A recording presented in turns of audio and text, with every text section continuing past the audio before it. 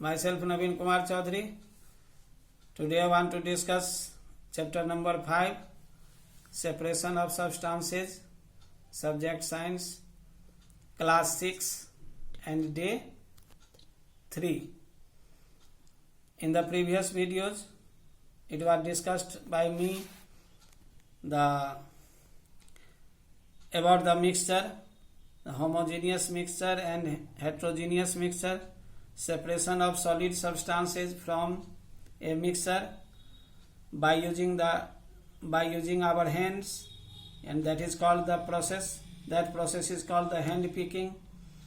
Second is the threshing, in manual threshing and by using the machine.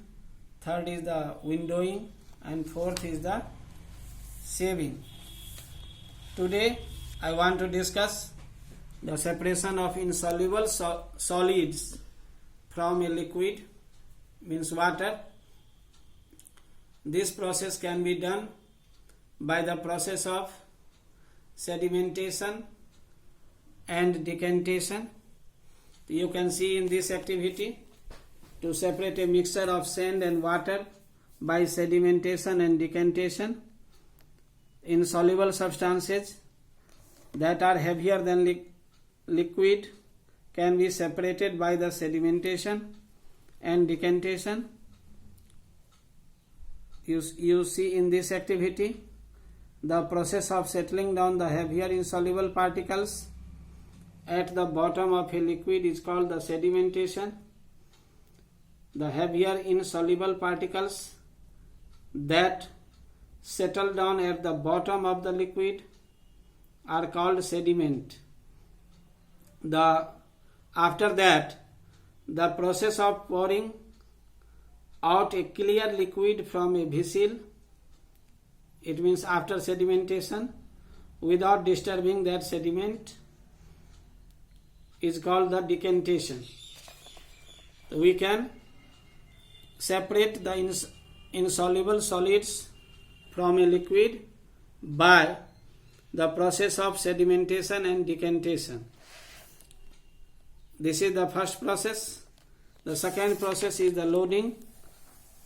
Sometimes you see, especially during the rainy season, water in rivers, ponds and lakes become muddy. This is due to the presence of very fine suspended clay particles in it. These are very light and take very long time to settle down.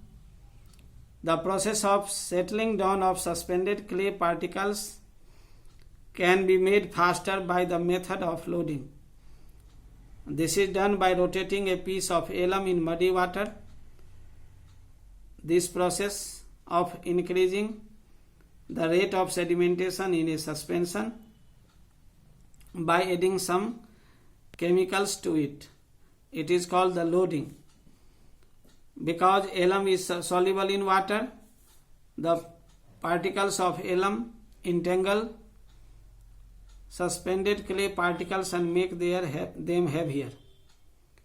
So the clay particles settle down rapidly. And third is the filtration.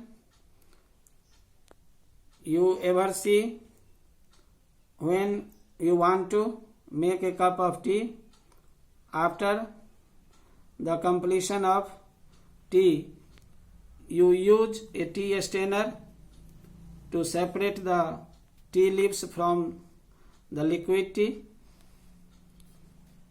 but you can't separate the mud from the water. You can see in this picture, in this activity, to separate a mixture of mud and water by filtration. The muddy water can be filtered by using the filter paper, because if you use the tea strainer to filter the mud, that cannot be done, because it is soluble in the water. The particles of mud are too small and can pass through the holes along with water. So a filter paper is used, that is the special paper that has the millions of teeny holes in it, and the filter paper are so small that they cannot be seen with naked eye. Usage in everyday life. The filtration you use the filtered water for drinking and use as the drinking water. You also use the fruits and vegetable juices that are filtered before drinking to separate the seeds and the pulp. For making paneer, a few drops of lemon juice are added to the boiling milk. It forms a mixture that consists of particles of solid paneer and a liquid. Then paneer is separated from the liquid through a fine filtering cloth or a strainer. We also use the RO, reverse osmosis. It means the electric ultraviolet water filter, to filter the unused insoluble substances from water, and that can be used as a drinking water. It means the impurities is filtered by the RO. That's all.